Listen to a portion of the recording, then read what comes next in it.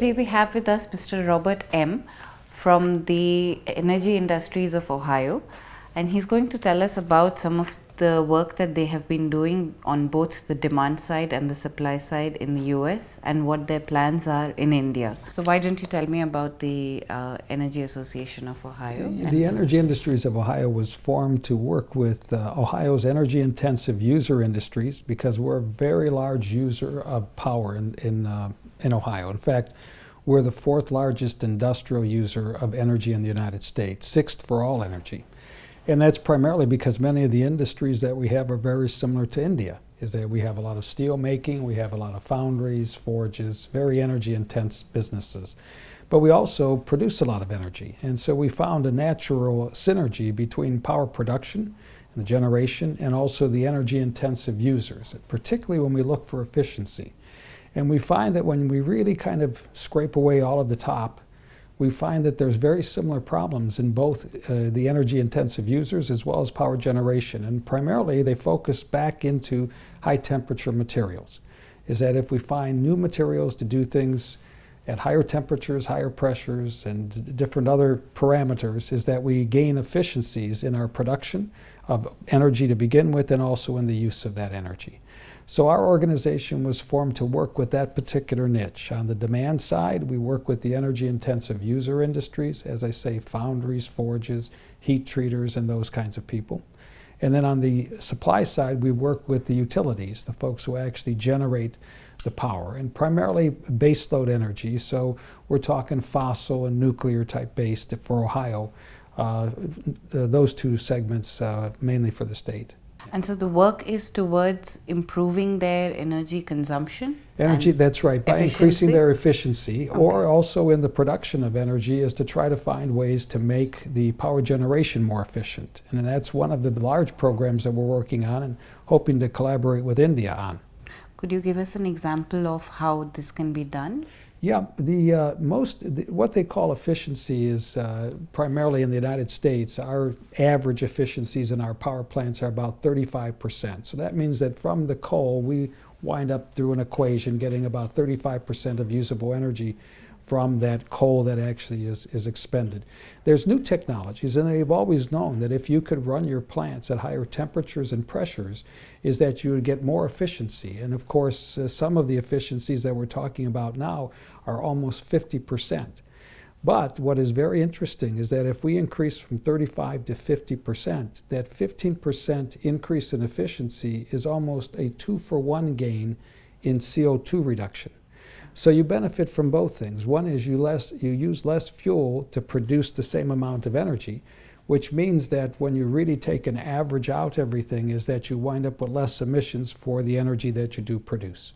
It might be similar to comparing how many more miles per gallon you might get in an automobile. Is that if you can increase the range, you're going to wind up going further on less gas and therefore have less emissions. Okay. Okay. And so you have been working at least in India right now, you're exploring the opportunity of working with the power producers. Yes. Or the power consumers? More with the power producers. In fact, India has announced that they will build the first in the world advanced ultra supercritical power plant. Okay. Now that plant will operate at the 700 Celsius type range, which is similar, or 720 plus, which is similar to the technology that the Europeans have been developing for the last 15 years. But the first actual plant that's scheduled to be built will be built right here in India. We have developed a technology that's a little bit further for after that, which aims at 760 degrees C, but our materials haven't yet gone through what they call component testing.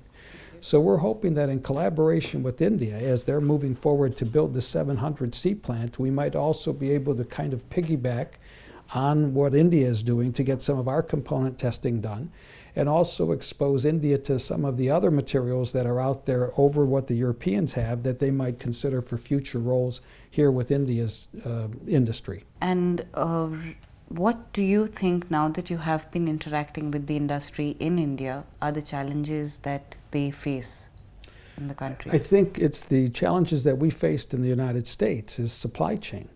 We were very surprised when we did a few projects for our advanced ultra supercritical and also on nuclear, is that a lot of the supply chain has been gone offshore and it's focused only in a few areas. And so now as we start to build up all over the world, and the United States will be building power plants again in the next decade, is that we're going to have almost a perfect storm, a crunch on the supply chain.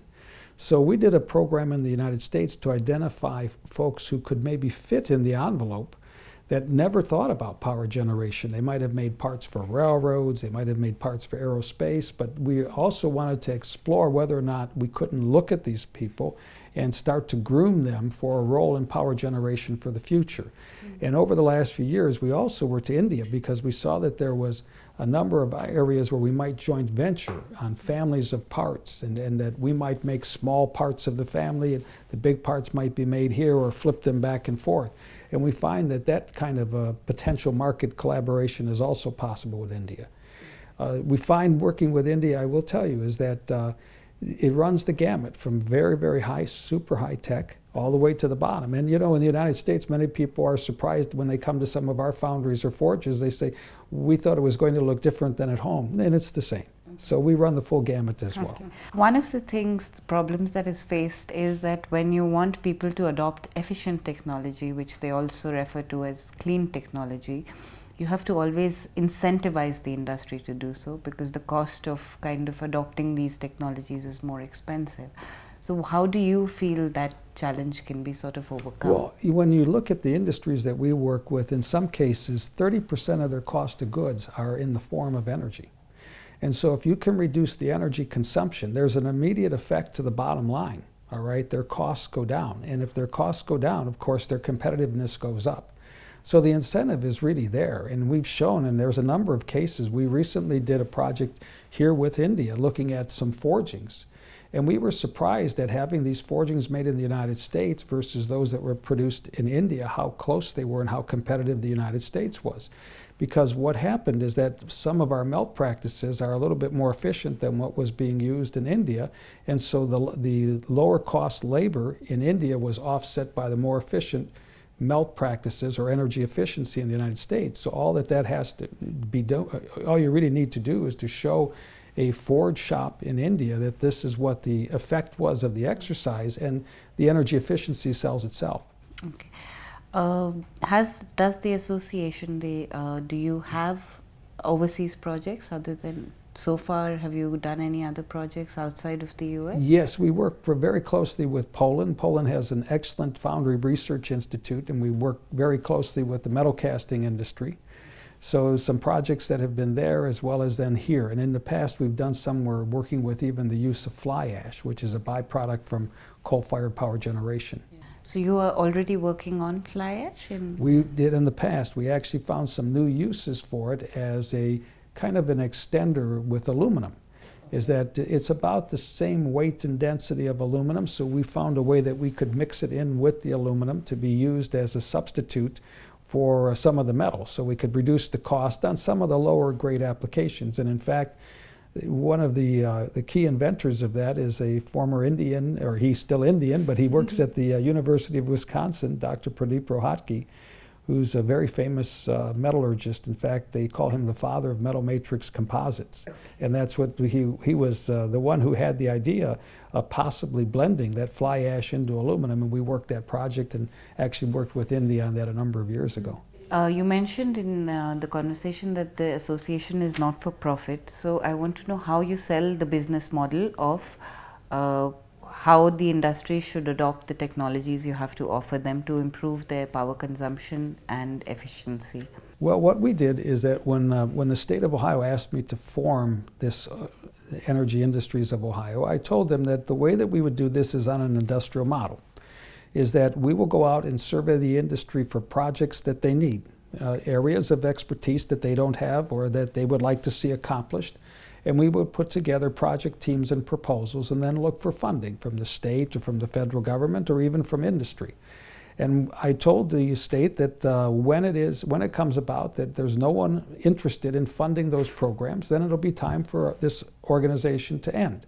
So we wanted to drive it on a commercial type basis, is that if there's a market for the kinds of research that we need, we should be able to convince people to fund it. And so far we've been doing this for the last 15 years. So in India, your research is done? No, what we're hoping to do in the future with India is on this new project, this advanced ultra supercritical, is to possibly collaborate to do the component testing, which would be done over the next number of years, 3 to 5 years. So we see that as being a potential, long term, yes. You mentioned right at the start when we were just talking about that there are some aspects that the Indian power sector is more advanced than we would like to believe. Well, I'll tell you, you're going to be the first in the world to do an advanced ultra supercritical power plant. Okay. All right, so that's on the fossil side. I was recently down to the IGCAR Center and saw the prototype thorium reactor, and I have to tell you, I am just very, very impressed. I walked away from there and I told all of my friends here that you should be very proud as Indians of what I saw there. It is second to none. It is truly revolutionary. But even going back to the fossil, the advanced ultra supercritical running at these conditions and producing energy will be very good for India from two perspectives. One is that, again, because the efficiencies are there, you're going to need less coal to produce those megawatts, which is kind of a problem in India right now, is that there's so much coal that is needed in the growth projections, is that being able to mine it fast enough or even import it fast enough is a critical problem. So if you could have power plants that are more efficient, that reduces the need for that much coal. And you'll be the first in the world with this new technology. And we're hoping, of course, is that that's at the one level. We have one that's even a little bit higher efficiency that might be considered further downstream in the 2020 timeframe. So renewable energy is much talked about in the market, and what do you think it holds for us in ensuring power security? I think that what we really need, of course, are some of the developments in complementing technologies. One of them is superconductors. I mean, the key to renewable energy, as we know it in wind or solar, is storage. And that's probably the biggest drawback right now, is that there's many times that you need power and the wind may not be blowing or may not be sunny. There's some other issues as we introduce more renewable energy, we start to find problems that we didn't know were going to happen. And unfortunately, sometimes we look for criticizing people rather than saying, we didn't know what we didn't know. Now we know something, we have to maybe go back and fine tune. It's not that somebody deliberately intended to maybe misstep. But let's now take a look at where we're at. And what we find is that with a lot of wind energy is that some of the stability of the grid is affected and the quality of the energy. And this is something we're going to hear more of in the future, is just exactly how good the electricity is. And I'm going to try and maybe simplify this, is that you can't have the dimming and the raising and lowering of the lights, because many times at plants they have very sophisticated controllers running manufacturing processes today, and what you or I might look at as a small blip when we're reading the newspaper could be catastrophic to some manufacturing plants. So the quality of energy is going to become more and more critical, and renewables have some issues with it, again, for stability and some other issues on the quality of energy. So I think that renewables have a place. I think that there's probably areas where renewables make a lot of sense, but I think besides asking the question, should we do it or could we do it, is should we do it? I mean, there are places that it does make sense, and it's not a one brush that covers all. It really, there's places for it and there's places where it's just not going to fit. Okay. So just last bit, if you could quantify some of the things you mentioned in improving efficiency, and the work that you have done to substantiate that with some numbers. Say if you take an industry that you have been working with at the demand side, how their business has improved, how many folds and how much they have been able to save, or some examples like that. One of the examples that we worked with was to find a new material to be used up in the hoods and roofs or the smokestacks of steel making. And up inside of that smokestack is that they have water walls, they have pipes up there that primarily keep it cool, so that when they're working with steel and they're exhausting, is that you don't wind up melting things and causing catastrophes in the chimneys and things like that. In the past, the old materials might last for a number of months, and then they had to be taken down and repaired. And so this meant that a lot of times you had to cool the furnaces, restart the furnaces, and you went through a tremendous energy loss doing that. Well, we found a material that if you substituted for those pipes has so far lasted 3 times longer and still going, has no wear at all. So we see just in the cost of the energy of, again, going into a cold shutdown and coming back up has been avoided at the one steel mill. We work with a lot of companies also where we'll go in. I have a couple of engineers that work for me, and they'll do an energy assessment. Okay. And they will actually analyze maybe, for example, the melting practices that are being used. Or in some areas, it's just a matter of looking at compressors and what they might be doing, or variable speed motors that could be used. Very simple fixes that have almost an immediate gain in energy usage and efficiency.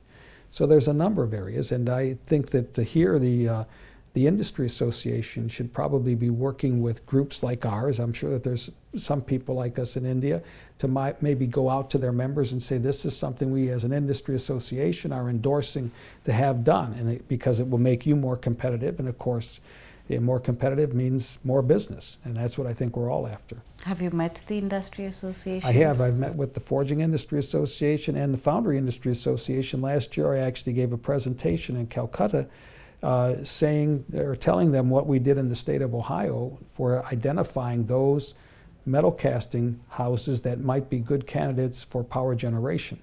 Because as we're finding right now, as we begin to build plants, and what India has planned is so instrumental. And of course, they're not the only ones. You have other people who are also building a lot of power plants. We're all competing at some of the same foundries and forges. So we're winding up in a perfect storm here, which means that the lead times are going to be longer and longer before we can complete these power plants. And what's really sad or tragic about that is we found in Ohio, there's suppliers who are working in very similar alloys, very similar sizes, have very good quality systems, and would be terrific candidates for power generation, but have no idea that that market niche really is something that they should be looking to.